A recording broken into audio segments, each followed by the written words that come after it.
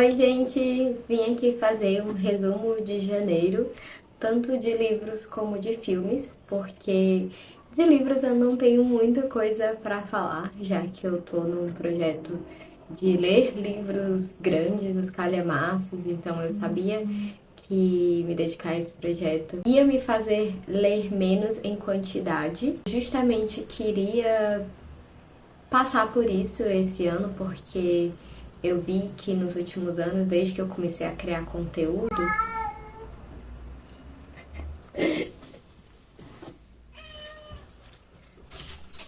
Ai, últimos anos, desde que eu comecei a criar conteúdo, eu comecei a ficar muito preocupada com essa coisa da quantidade de livros lidos no mês.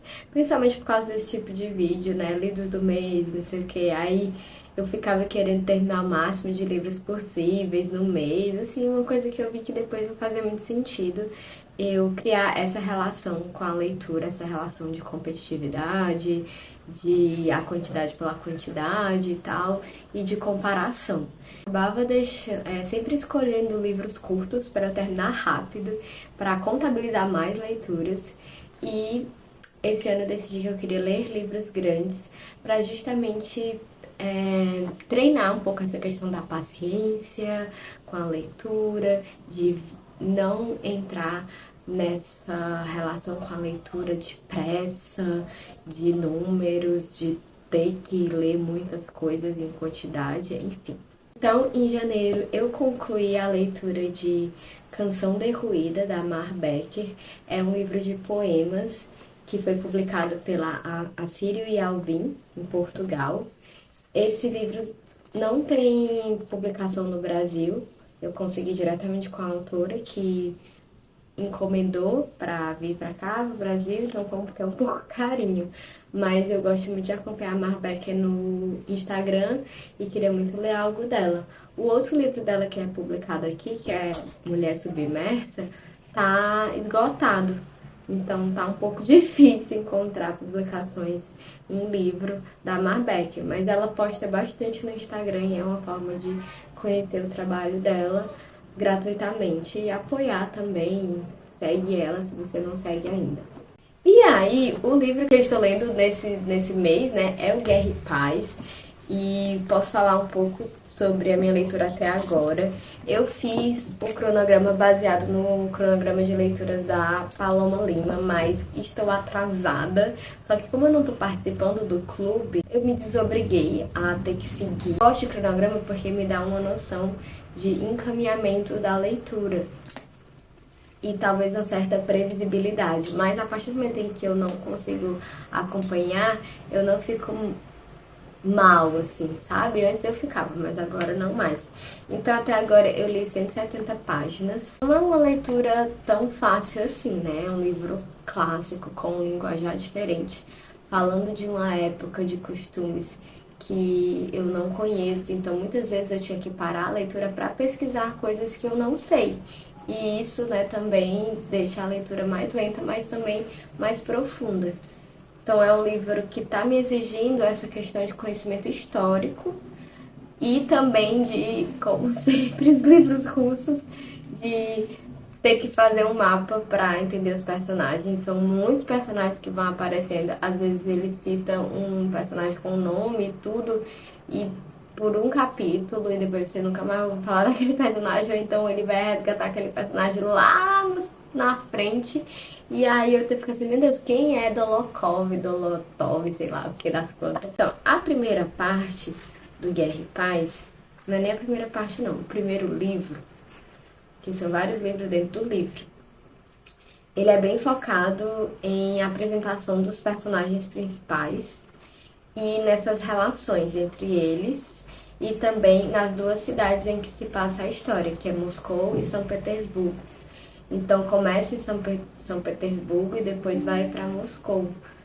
E essa primeira parte é basicamente da gente entender qual a relação desses personagens nesses dois lugares, entender essas relações familiares, de, né, flerte, casamentos arranjados, essas coisas, herança, aristocracia.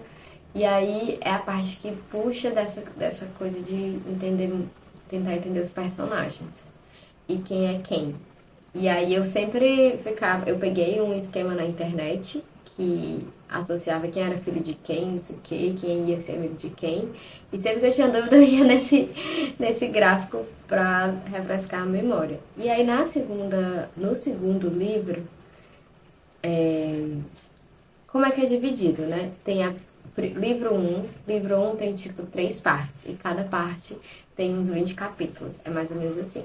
Mas os capítulos são curtos, no máximo 3 páginas, nessa edição enorme aqui.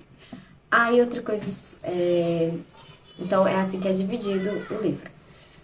E eu tô no segundo livro, finalizando, assim, já tô na terceira parte. Até aqui, nessa segunda parte do segundo livro, já o foco é nos cenários de guerra.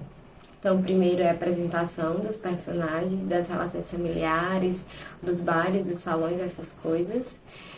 E o conflito meio que principal, que é a questão do Pedro, né, o Pierre, Pietri, depende da tradução, ser um filho bastardo de um homem muito rico, e a sociedade, tanto de Moscou como de São Petersburgo, não acolhe muito ele por ele ser um bastardo, mas esse homem muito rico quer deixar toda a fortuna e herança dele para o filho bastardo, inclusive pedindo para que ele seja legitimado.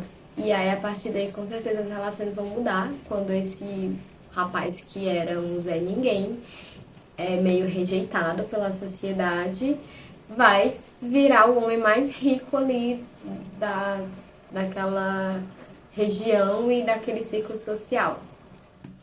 E aí no segundo livro é quando o príncipe André, que vai pra guerra, e ele tem uma relação muito estranha com a mulher dele. Então o príncipe André vai pra guerra porque justamente ele quer meio que fugir daquela relação ali do casamento. Ele tem muita ambição de fazer algo grandioso, assim. Eu quero ser notado e quero ser visto. Então ele vai pra guerra muito com essa ambição de voltar como um herói, como alguém que fez um feito muito magnífico. E também para sair um pouco daquela relação da família dele ali do casamento, que ele não estava sendo feliz, estava vivendo a vida meio sem sentido. E a gente vê então a guerra pela perspectiva desse personagem, mas tem muitos detalhes de formação de exército que eu tinha que ficar indo atrás. Então, tem sido assim a minha leitura de Guerra e Paz. Também é uma leitura que vai um pouco na contramão daquela ideia de vamos ler só por prazer, ele é muito prazeroso, é uma delícia. Porque nem sempre está sendo prazeroso ler esse livro, né? Uma coisa de, meu Deus, eu tenho que saber o que vai acontecer no próximo capítulo. E a gente às vezes tem essa noção na literatura contemporânea de que livros bons tem que ter muitos plot twists e muitos o que você tem que estar vidrado e terminar de ler numa sentada. Então, aqui não é esse tipo de leitura. É uma leitura que eu considero, assim, é um clássico.